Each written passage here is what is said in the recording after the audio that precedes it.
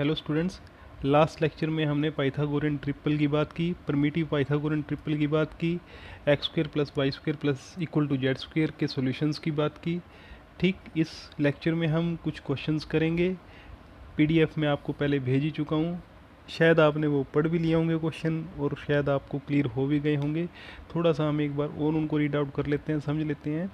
तो देखो, हमारे पास क्या है कि हमें ये प्रूव करना है कि एक्स और वाई दोनों में से कोई एक आपका 3 से डिविजिबल है और एक्स वाई जेड इन तीनों में से कोई एक आपका 5 से डिविजिबल है अगर एक्स वाई जेड हमारे पाइथागोरियन ट्रिपल हैं। ठीक, तो हमने पाइथागोरियन ट्रिपल में खास बात क्या है कि X square plus Y square equal to Z square है। उसके सॉल्यूशन हम ऊपर निकाल चुके हैं, इसके इक्वल हैं। दोनों का आर और एस का जीसीडी हमारा क्या है, 1 है और आर किससे ग्रेटर है, एस से ग्रेटर है। एक्स को हम ऐसे लिख सकते हैं। ठीक, हर एक नंबर हमारा इस तरह से लिखा जा सकता है, 3k प्लस 1 3k प्लस 2। इसलिए आर को हमने इस तरह से ले लिया, एस को हमने इस तरह से ले लिया, क्योंकि किसी भी नंबर को हम 3 से डिवाइड करेंगे रिमाइंडर 0 1 या 2 आएगा। ठीक है ना। और हमने 3 की ही बात क्यों की, वो इसलिए क्योंकि हमें ये प्रूव करना है कि एक्स और वाई दोनों में से कोई ना कोई एक 3 से डिविजिबल होगा। एक एक करके केस हम चूज़ कर लेते हैं। पहला केस, अगर आर हमारा 3k है और एस हमारा इन तीनों में से कोई एक है, ठीक, तो वाई हमारा मल्टीपल हो जाएगा किसका, 3 का, क्योंकि वाई है किसके इक्वल, 2r के इक्वल है। तो इसलिए 3 किसको डिवाइड कर जाएगा, वाई को। लेकिन एक बात मैं आपको बता दूं, यहाँ पे इस केस को हमें लेने की ज़रूरत नहीं, आप अपने नोट्स में इसको काट लेना इसको। ठीक है ना, सिर्फ हम ये 2 केस लेकर के चलेंगे इस केस के अंदर। ऐसा क्यों, क्योंकि अगर हम आर को एस को सॉरी 3k डैश लेते हैं तो आर और एस का जो जीसीडी है वो कम से कम 3 होगा आपका, 1 नहीं होगा, क्योंकि दोनों 3 के मल्टीपल हैं। तो एटलीस्ट 3 तो जीसीडी होगा, कम से कम 3 होगा, ज़्यादा भी हो सकता है।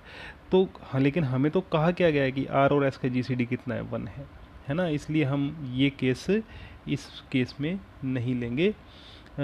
हाँ, ये 2 जो केसेस हैं ये हम लेकर के चल सकते हैं, क्योंकि इनमें जीसीडी 1 हो सकता है और शायद 1 ही हो। ठीक, चलो हम बात करते हैं आगे। जो हाँ, अभी जो हमने कहा कि भी आर अगर 3k का मल्टीपल है और एस हमारा 3k डैश प्लस 1 और 3k डैश प्लस 2 के इक्वल है, तो उस केस में, पहले केस में तो 3y को डिवाइड कर जाता है। दूसरा केस, अगर r को 3k प्लस 1 ले लें, s को 3k डैश ले लें, तो y तब भी y हमारा 3 का मल्टीपल है, क्योंकि y है क्या, 2rs है। चलो नेक्स्ट केस लिया, r को 3k प्लस 1 लिया, 3k डैश प्लस 1 लिया, तो x की वैल्यू क्या आ जाएगी, ये आ जाएगी। यानी कि यहाँ से भी हमें पता चलता है कि 3x को डिवाइड करता है। यानी कि जितने भी केसेस हम लेते हैं एक एक करके, सभी केसेस में हमें ये पता चलता है कि या तो x 3 से डिविजिबल है या y 3 से डिविजिबल है। ठीक है ना, 3x और y दोनों में से किसी ना किसी एक को डिवाइड कर रहा है। ओके, अब हम ये प्रूव करेंगे कि x y z तीनों में से एक, कम से कम एक 5 आपका 5 से डिविजिबल है।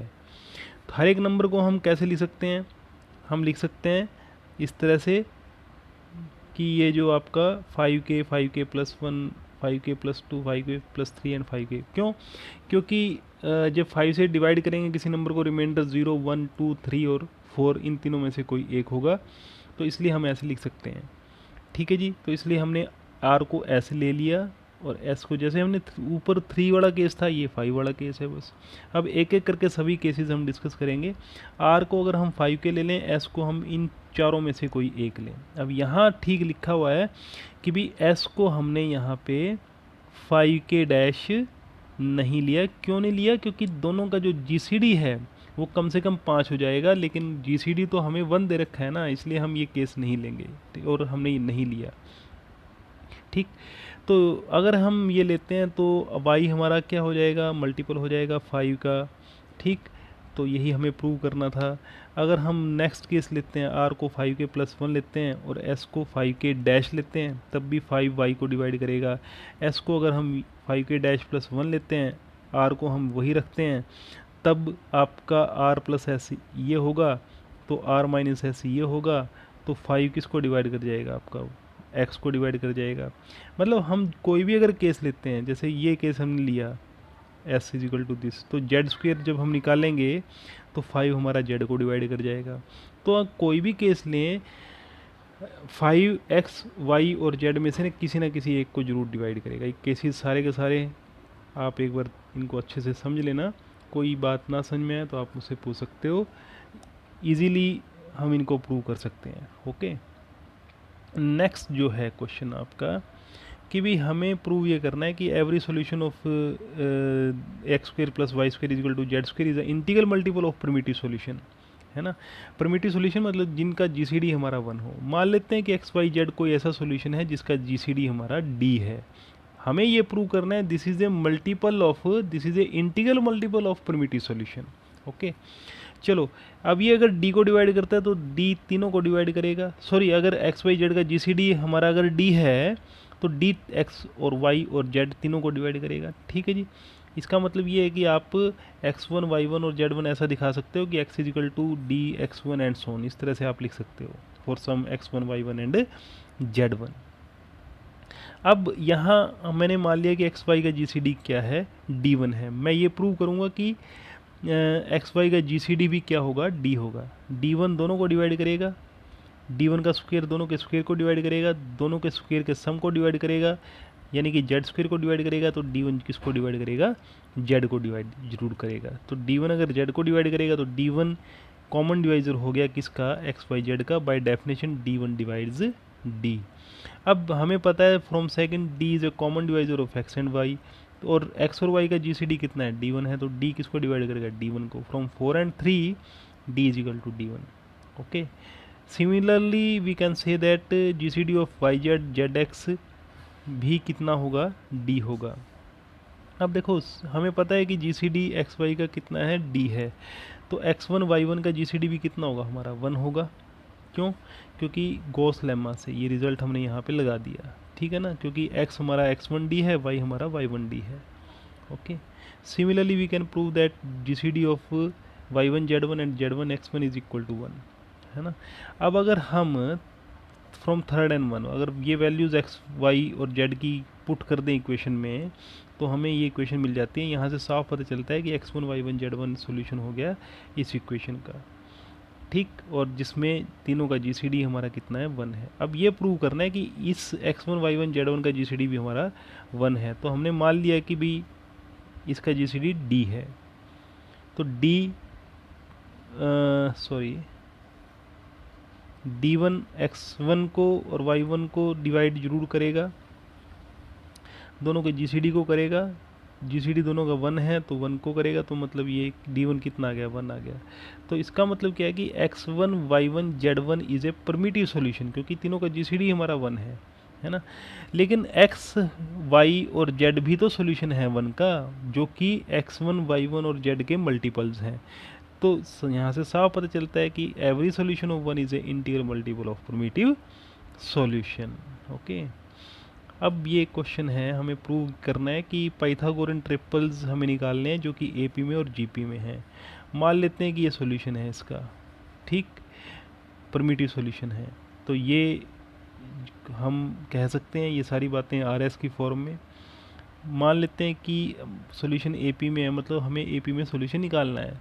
तो कॉमन डिफरेंस सेम होगा, वैल्यूज पुट कर ली एक्स वाई जेड की, ठीक, सोल्व कर लिया, आर की वैल्यू 2s आ गई, यहाँ से x आ गया, y आ गया, z आ गया, they are the multiples of s square आ गए। ठीक है, तो यहाँ से साफ पता चलता है कि भाई जो सॉल्यूशंस हैं एपी में वो कौन कौन से होंगे, 3s square, 4s square and 5s square.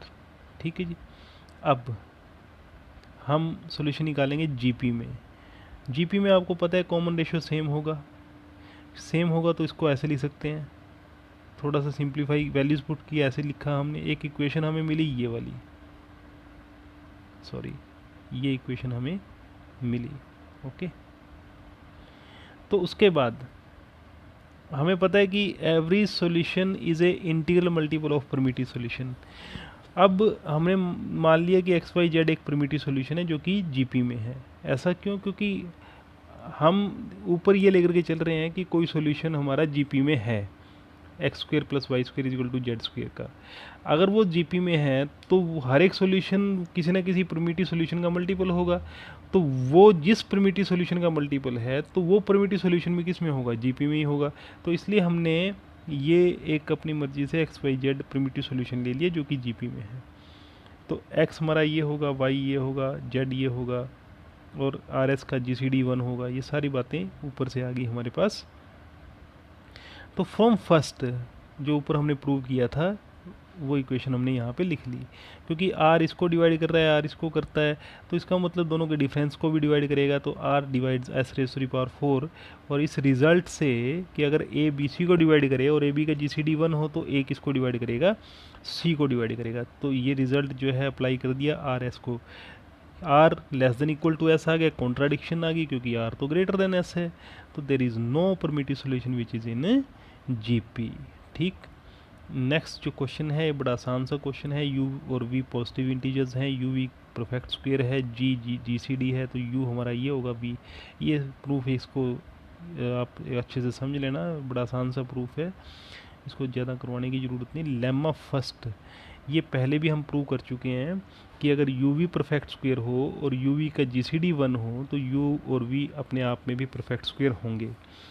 हम मान लेते हैं कि कोई p प्राइम नंबर है जो कि u को डिवाइड कर रहा है, u का कोई फैक्टर हमने प्राइम नंबर ले लिया। अल्फ़ा एग्जैक्ट पावर है p की u में, इसका मतलब p raised to the power alpha divides u का मतलब ये डबल डिवाइड्स का जो निशान है उसका मतलब ये है कि p raised to the power alpha plus 1 does not divide u, does not divide u। ठीक है जी, अल्फ़ा मैक्सिमम पावर है p की ताकि p raised to the power alpha u को डिवाइड करे। ठीक, इसका मतलब ये है।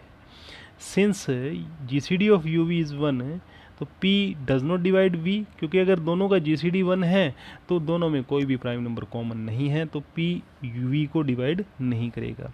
तो p raised to the power alpha divides exactly U V. क्यों? क्योंकि p तो v का फैक्टर है ही नहीं और p raised to the power alpha exactly divide कर रहा है u को, तो u v को भी वो एग्जैक्टली डिवाइड करेगा, क्योंकि p raised to the power alpha plus 1 also does not divide u v। ठीक है जी, चलो यहाँ से u v क्योंकि परफेक्ट स्क्वायर है तो u v को लिख लिया m square for some integer m। Fundamental theorem से हमने m को लिख लिया प्राइम फैक्टराइजेशन की फॉर्म में, where p1 to pr are distinct primes. Okay, तो प्राइम फैक्टराइजेशन की फॉर्म में लिख लिया। अब p raised to the power alpha m square को डिवाइड कर रहा है फ्रॉम फर्स्ट एंड सेकंड। ठीक, तो p raised to the power alpha m की वैल्यू हमने पुट की, इसको भी डिवाइड करेगा। और क्योंकि m के हमने सारे के सारे जो भी प्राइम फैक्टर्स हैं वो यहाँ पे ले लिए, तो इसका मतलब क्या है कि जो p है p इनमें से किसी एक के ही बराबर होगा, p1 से लेके pr तक। तो अल्फ़ा, और एक और बात है कि alpha is the exact power of p in U V, कि अल्फ़ा जो है वो एग्जैक्ट पावर है, एक तरह से मैक्सिमम पावर है p की यू वी में। ठीक, तो इसका मतलब एक्स अल्फ़ा क्या होगा, alpha is even, alpha is even. क्यों? क्योंकि p1 से लेके pr तक जितने भी प्राइम नंबर्स हैं वो उन सब की जो पावर्स है वो आपकी क्या है, इवन है, उनकी सब की जो मैक्सिमम पावर है वो आपकी इवन है, और अल्फ़ा भी मैक्सिमम पावर ही है। ठीक है ना, इसलिए अल्फ़ा क्या होगा, इवन होगा। और this result holds for all the primes p dividing u, सभी प्राइम्स के लिए, क्योंकि p तो आर्बिट्रेरी था ना, तो सभी प्राइम्स के लिए। मतलब क्या हुआ कि u के जितने भी प्राइम फैक्टर हैं उन सभी प्राइम फैक्टर्स की जो पावर है u में वो इवन होगी। इसका सीधा सा मतलब ये है कि u को हम परफेक्ट स्क्वायर के रूप में लिख सकते हैं। एक एग्जांपल में जैसे आपको दूं, अगर मान लो कोई नंबर है आपका, उसको हमने लिख लिया 2 raised to the power 2, 3 raised to the power 4।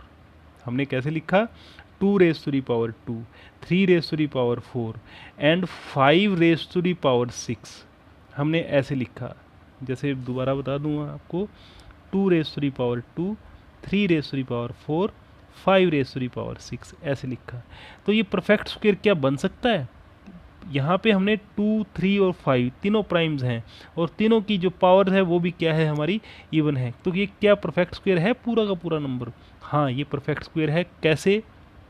इसको हम ऐसे लिख सकते हैं कि भी 2 raised to the power 1 into 3 raised to the power 2 into 5 raised to the power